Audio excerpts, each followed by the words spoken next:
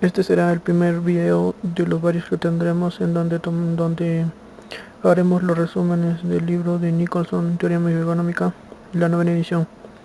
Son 21 capítulos, pero de los cuales no tomaremos los dos primeros, porque el primero es una introducción y el segundo son los conceptos matemáticos que debemos saber para desarrollar el libro. Comenzaremos con el 3, que es preferencias y utilidad. Para esta parte tenemos que saber qué es una relación de preferencias. Es este símbolo que se encuentra aquí. Ese es el símbolo de relación de preferencias. Además, hay relación de preferencias débiles y relación de preferencias fuertes o estrictas. La relación de preferencias débil es la que está aquí, la primera, que tiene este símbolo X, que sería X es al menos tan preferible como Y. Pero, ¿qué significa esto? Primero tenemos que saber qué son X y qué son Y.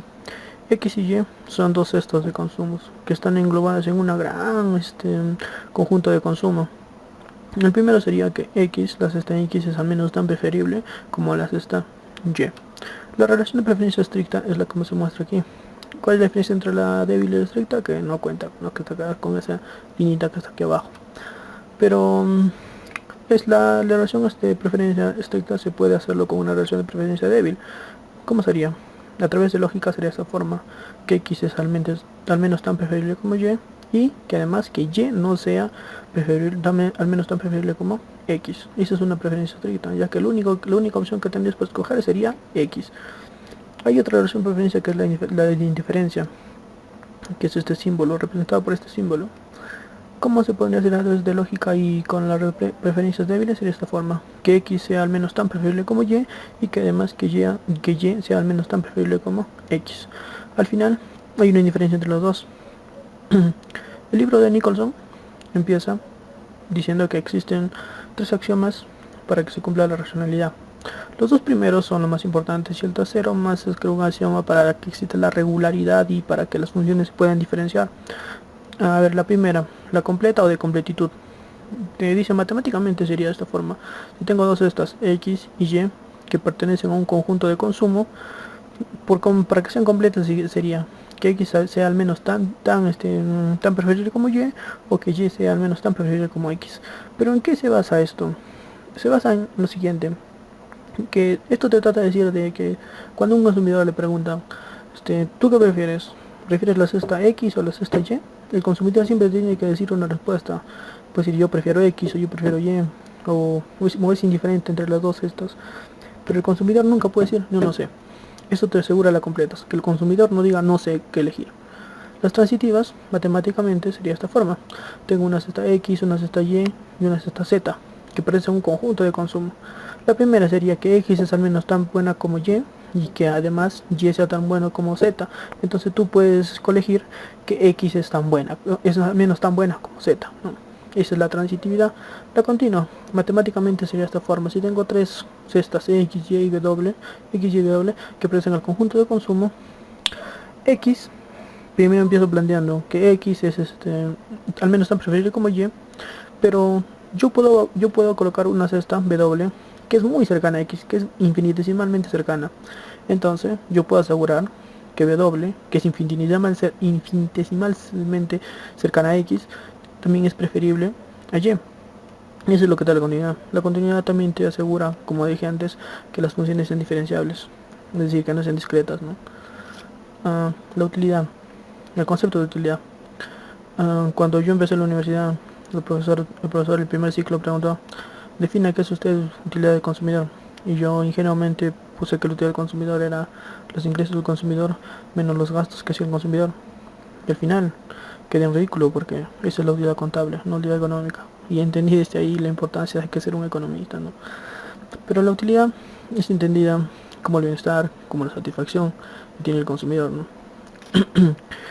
La utilidad es la satisfacción y el bienestar del consumidor, pero ¿por qué? Porque consume bienes y servicios, ¿no? Matemáticamente se podría colocar de esta forma. La utilidad de X del vector X es igual a la utilidad de X1, X2, así hasta Xn. La utilidad carece de unicidad. Esto es importante porque para muchos la utilidad es distinta. Yo hoy puedo decir que consumirme una gaseosa me genera 10, pero consumirme mañana otra gaseosa me puede generar una utilidad de 12. Es decir, el mismo consumo de ese bien me ha generado distintas utilidades. Por eso que la utilidad carece de unicidad, no es única, es distinta. Además de esto, las utilidades no se pueden comparar entre distintos consumidores. Para mí una gaseosa puede darme una utilidad de 10, pero para mi vecino la utilidad puede ser de 15 o de 20. Por eso no se pueden comparar utilidades. Es decir, en simplicidad, la utilidad es ordinal y no cardinal. El concepto de ceteris paribus. ¿Qué es ceteris paribus? Que todo lo demás permanece constante. Si yo tengo una utilidad del vector X, donde están todos los bienes y además otras cosas, por decirte, si mi gato está enfermo, o no sé, si el techo de mi casa está hueco, no sé. Pero no sé, para hallar en teoría del consumidor, que lo único que se interesa solamente son los bienes y servicios. Lo demás lo permanecemos constante. Ese es ceteris paribus, ¿no? Mantener el resto constante. También tenemos bienes económicos. En el libro de Nicholson están los bienes económicos, que nos muestra este gráfico que está aquí, ¿no? Este gráfico es principalmente para bienes y no para bienes males, porque si trataría de males, tú tratarías de consumir menos, pero cuando son bienes, tendrías que consumir más, ¿no? Esto es casi lo que representa la monoticidad. El consumidor siempre quedará una mayor cantidad. Si un consumidor tú le das a aceptar dos cestas, donde una cesta contiene más productos y en otra cesta menos productos, el consumidor siempre va a elegir la cesta que tiene más productos. Y esto se puede ver gráficamente aquí, ¿no? En esta área sombreada, X y Y son mayores, por eso el consumidor prefería esto que está aquí. En los dos donde se encuentran los símbolos, no es seguro, ¿no? Si aumenta el bienestar o la utilidad del consumidor. ¿Por qué? Porque de uno aumenta pero el otro disminuye. Es incierto. En cambio, en esto sí está seguro, en esta área, en esta zona que está aquí. Porque aquí sí es menos Y y menos X, ¿no? Y el consumidor tendría una menor satisfacción. Una curva de indiferencia. Principalmente, ¿qué es una curva de indiferencia? Es una curva en donde se representan distintas cestas de consumo que entre todas ellas hay indiferencias. Es decir, yo puedo consumir cualquiera de ellas. No hay una que tenga más importancia que las otras. Matemáticamente sería de esta forma.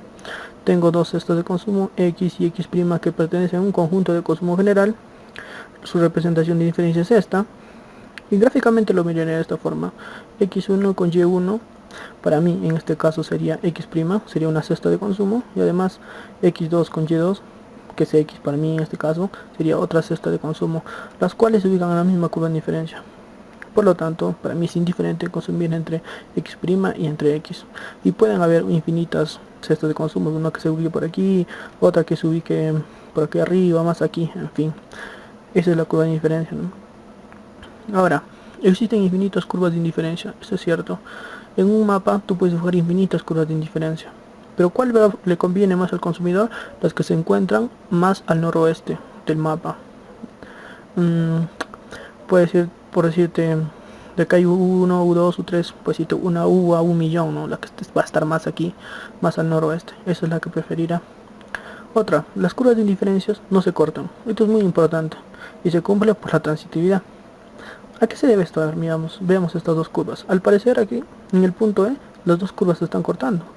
Al parecer, eso es lo que dice el ojo. Pero a ver, veamos. Tengo aquí dos curvas. Primero, A es débilmente preferida a B.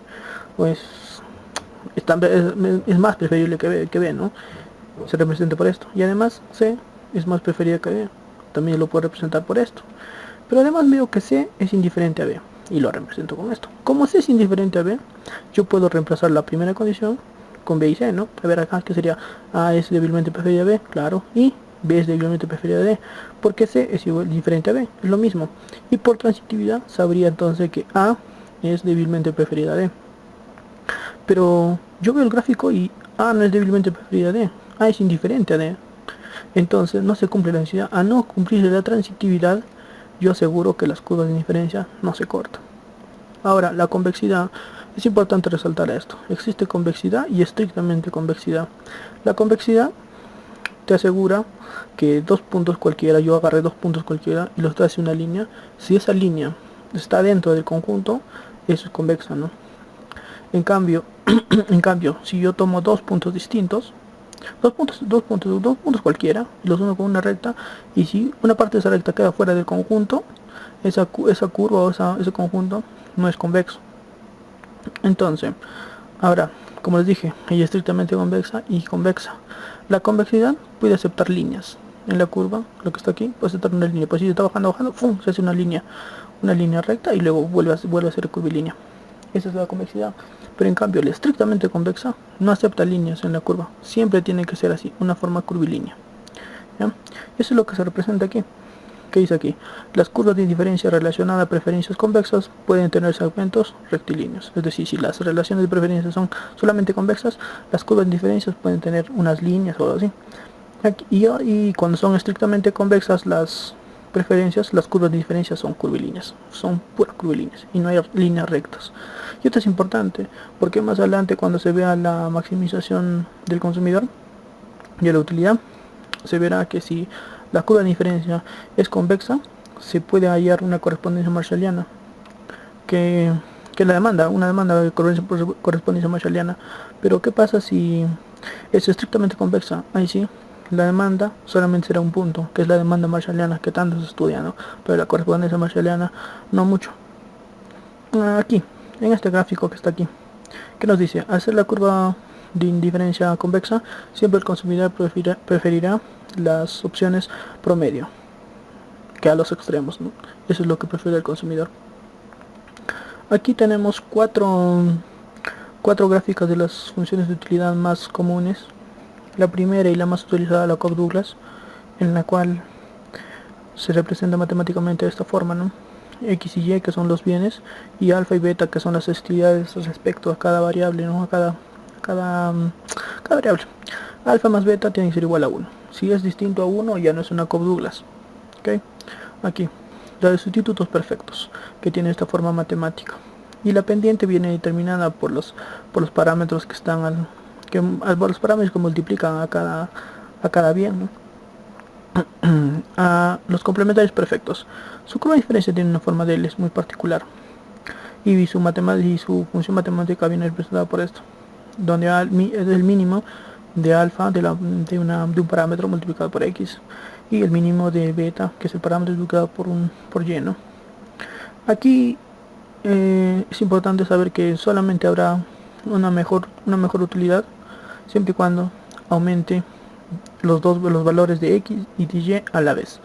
Si aumenta solamente el valor de x, no aumentará la utilidad, porque siempre se mantiene en esta forma. ¿Se dan cuenta? Por decirte, de lo que estoy aquí, en el punto inicial, aumento x hasta aquí. Al final, por aumentar ese x, mi utilidad no ha variado. Por eso es lo importante de las curvas de diferencia de complementarios perfectos. Ahora, la función de utilidad es, su representación matemática es esta. Se puede decir que esta función no se puede decir, es la madre de las tres anteriores, ¿no? Porque de estas se puede derivar cada una de estas. ¿Y cómo? Cuando P, este valor de P, toma el valor de 0, se convertirá en Cobb-Douglas. Y cuando P toma el valor de 1, se convertirá en sustitutos perfectos, como el que está acá arriba. Y cuando P tiende al menos infinito, será complementarios perfectos, como el que está aquí. Algo adicional. A ver, la tasa marginal de sustitución. Vamos a ver la tasa marginal de sustitución. Tenemos una utilidad U, que es igual, que depende de dos bienes, X y Y. Para hallar el cambio de las utilidades, hallamos la diferencial total, que será la diferencial de U, la diferencial de utilidad, igual a la utilidad marginal de X por el diferencial de X más utilidad marginal de Y por el diferencial de Y. Pero como estamos en una curva de diferencia y no queremos que cambie la utilidad, la derivada de U tendría que ser igual a 0. Pasando este miembro que está aquí a la izquierda, pasaría con signo negativo, y luego despejamos diferencial de Y entre diferencial de X, que nos da menos utilidad marginal de X entre utilidad marginal de Y, que es la tasa marginal de sustitución. Pero este menos significa que la curva de diferencia tiene pendiente negativa. Y eso es lo que viene acá. Y lo más importante, creo que esto de tasa marginal de sustitución. Si la tasa marginal de sustitución siempre decrece, la curva de diferencia será estrictamente convexa. Eso es muy importante. Si tú sabes que tu tasa marginal de sustitución siempre está decreciendo, entonces tú sabes que la curva de diferencia es estrictamente convexa, y por tanto tú sabes que al hallar la maximización de la utilidad del consumidor, sabrás que has hallado una demanda marshalliana. Pero ¿qué pasa si tu tasa marginal de sustitución no decrece siempre? Entonces las curvas de indiferencias, las preferencias son solamente convexas, y cuando maximices vas a hallar una correspondencia marshalliana. Para hallarlo matemáticamente, que la tasa marginal de sustitución sea decreciente, se halla de esta forma con la segunda derivada. del proceso que está aquí para allá aquí, y tiene que ser menor que cero, ¿no? Si es menor que cero, ya es una transformación sustitución decreciente. La utilidad, como les dije, la utilidad es ordinal y no cardinal, ¿no? Al ser ordinal, la utilidad acepta transformaciones monótonas, y la utilidad marginal no es ordinal, sino es cardinal, y como es cardinal, no acepta transformaciones monótonas. A ver, veamos esto de la utilidad ordinal.